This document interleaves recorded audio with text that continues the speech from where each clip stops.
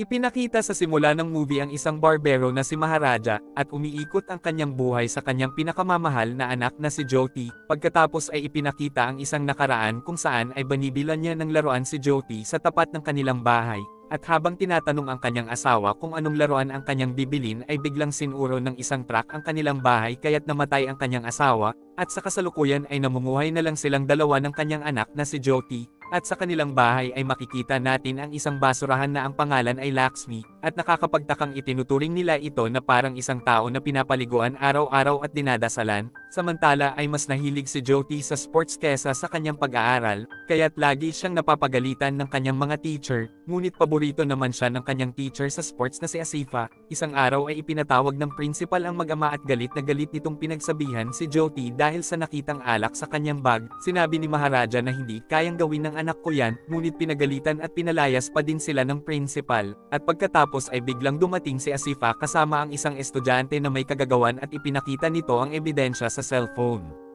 Kaya't sinabi ni Maharaja sa principal na humingi ka ng tawad sa anak ko dahil hinusgahan mo siya at pinagalitan. Hindi bumitaw si Maharaja sa pagkakakapit sa isang bakal kahit na magiba pa ito hanggat hindi nagsosorry ang principal. Kaya't dahil dito ay napilitan na ding humingi ng tawad ang principal kay Jyoti. Inilalaan ni Maharaja ang kanyang buhay at oras sa kanyang anak, at isang araw ay umalis si Jyoti upang lumaban sa isang sports competition, kaya't sobrang nalungkot si Maharaja sa pag-alis ng kanyang pinakamamahal na anak, at dahil sa kalungkutan ay hindi na din niya namalayan na ginapangan na pala siya ng isang ahas habang natutulog. Pagkatapos ay makikita natin ang isang napakayamang lalaki na dumating sa isang talyer upang hanapin ang kanyang naiwang salamin, dahil walang nakakita kung nasaan ang salamin ay pinagsasapok at binugbog niya ang mga gumagawa doon. Pagkatapos ay binugbog din niya ang dumating na si Dana at ito pala ang gumawa ng kanyang kotse. Kinagabihan sa isang bar ay dumating si Dana at binasag niya ang salamin sa harapan ng mayamang lalaki, kaya't pinagtulungan siya ng mga ito ngunit lumaban at binugbog sila ng galit na si Dana. Ibig sabihin na isang masamang tao talaga si Dana na tila may kakayahan itong gumawa ng isang krimen.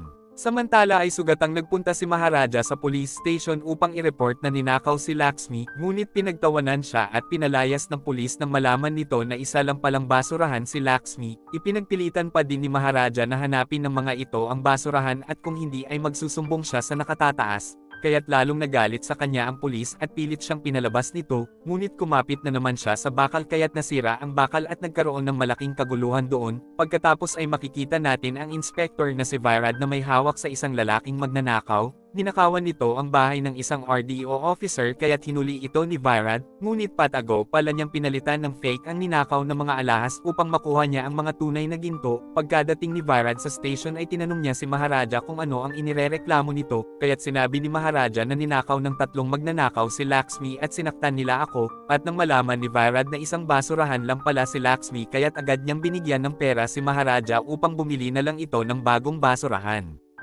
Ngunit sinabi ni Maharaja na hindi ko kailangan ng bago kaya't ang hanapin nyo ay si Lakshmi, at sobrang nagalit si Virad kaya't ipinatapon niya si Maharaja sa labas, ngunit hindi pa din umalis si Maharaja at sinuhulan niya si Virad upang hanapin nito si Lakshmi, kaya't nag-imbestiga na sila Virad sa bahay nila Maharaja. Samantala ay makikilala naman natin si Selvam at Sabari. Mga akyat bahay sila na nanggagahasan ng mga babae at pumapatay ng kanilang mga biktima. Pagkatapos ay ipinakita ang asawa ni Selvam at ang anak nitong si Amo na may sugat sa likuran. Electrician si Selvam sa umaga at magnanakaw naman siya sa gabi at walang kaalam-alam ang kanyang pamilya sa mga ginagawa niyang krimen. At makikita natin na nasa kanya pala si Lakshmi. Ibig sabihin na isa siya sa mga magnanakaw na umatake sa bahay ni Maharaja. Dahil hindi pa nahahanap ng mga pulis si Lakshmi kaya't nangako si Maharaja na magbibigay pa siya ng 500 rupees. Samantala ay nag-report sa pulis ang isang mekaniko dahil nawawala si Dana, at laking gulat ni Maharaja nang makita niya ang picture ni Dana na hawak ng mekaniko, kaya't naalala niya ang resibo ng pasukin ang kanyang bahay. Pinuntahan niya ang mayamang lalaki na may-ari ng resibo at nandoon pala siya sa bar nang gantihan ito ni Dana. Pagkatapos magsuspecha ay sinundan niya si Dana ngunit nakilala siya nito, kaya't huminto si Dana sa kanilang hideout at inatake nila si Maharaja. Pagkatapos ay inamin ni Dana na kasama siya sa mga nagnakaw, kaya't galit na nilabanan at pinaghihiwa sila ni Maharaja sa pamamagitan ng labahan nito. Itinulak niya si Dana at idiniin ng ilang ulit sa mga matutulis na bakal kaya't umamin ito na may kasama siyang isang pulis, ngunit sinaksak siya ng ice pick ni Dana sa hita at saka ito tumakas, at nang dahil sa galit ay tinagpas ni Maharaja ang kanyang leeg sa nakuha nitong itak sa sahig, at sa nakaraan ay ipinakitang nagpagupit si Selvam kay Maharaja, at nang magpalit ng battery si Maharaja ay tinawagan si Selvam ng kanyang kasabwat upang sabihin na nadyaryo na ang ating mga krimen. At pagharap ay nagduda siya kay Maharaja na baka narinig nito ang kanilang usapan kaya't agad na siyang umalis. Nakita ni Maharaja ang naiwang regalong kwintas sa birthday ng anak ni Selvam kaya't isinoli niya ito. Pagkadating ni Maharaja ay hinuli ng mga pulis si Selvam at nabaril si Sabari dahil nalaman na ng mga ito ang kanilang mga krimen, at inakala ni Selvam na si Maharaja ang nag-report sa kanila, at sa kasalukuyan pagkagawa ng kamukha ni Laxmi ay pinalabas nila na ang nagnakaw nito ay ang informer na si Nala Sivam. Tinawagan ni Virad si Maharaja upang makabisado ni Nala Sivam ang mga nangyari, kaya't ikinwento ulit ni Maharaja ang mga nangyari, at nang marinig ang kwento ay talagang natakot si Nala Sivam kaya't tinawagan niya kaagad si Selvam. Ngunit bakit nga ba natatakot si Nala Sivam? Pagkatapos ay ipinakita ang totoong nangyari na habang nasa isang shoe shop si Maharaja ay nagtago at hinintay naman siya sa loob ng mga magnanakaw, ngunit si Jyoti ang unang dumating kaya't ito ang kanilang sinaktan at pinagsamantalahan, at kasama pala dito si Nala Sivam at Selvam, at kaya pala nila ginawa ito ay upang makaganti sila sa inaakalang pagpapahuli ni Maharaja kay Selvam.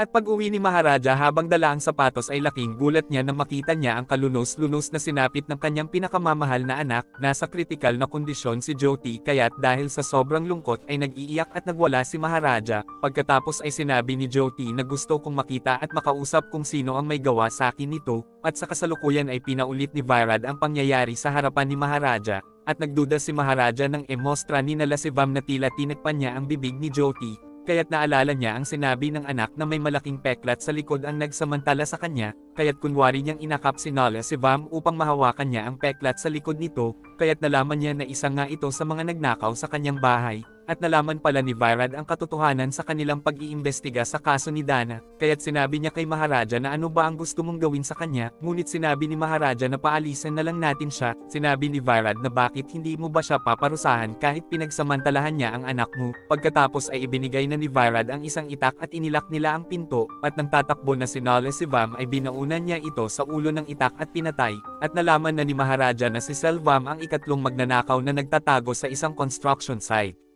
Pagkatapos ay binugbog siya ni Selvam habang sinisisi siya sa pagkakakulong nito, ngunit ginantihan at binagsakan siya ng hollow blocks ni Maharaja sa hita. Sinabi niya kay Maharaja na sanay na ako sa ganitong sakit ngunit hindi nagagaling ang sakit at trauma ng ginawa ko sa anak mo. Pagkatapos ay dumating na si Jyoti at si Teacher Asifa. Ibinigay ni Jyoti ang isang gintong kwintas kay Selvam at sinabing di ba yan naman ang gusto mo, kung alam ko lang na ganyan kakadakdak pinatay na sana kita noon. At pagkaalis ni Jyoti ay nakita ni Selvam na ito pala ang kwintas na regalo niya sa birthday ng kanyang anak noon. Pagkatapos ay ipinakita ang isang nakaraan na pumunta pala sila Maharaja sa bahay nila Selvam upang maisoli ang kwintas, ngunit hindi ito tinanggap ng asawa ni Selvam dahil galing ito sa nakaw. Kaya't bumili na lang si Maharaja ng laruan para sa anak ni Selvam, ngunit namatay sa aksidente ang kanyang mag-ina at ang asawa ni Selvam, at si Jyoti lang ang nakaligtas dahil natakloban ito ng basurahan na si Laxmi, kaya't ito pala ang dahilan kung bakit lubos nilang pinapahalagahan si Laxmi, at sa kasalukuyan ay nalaman na ni Selvam na si Jyoti ang kanyang anak nang makita niya ang marka ng peklat sa likod nito,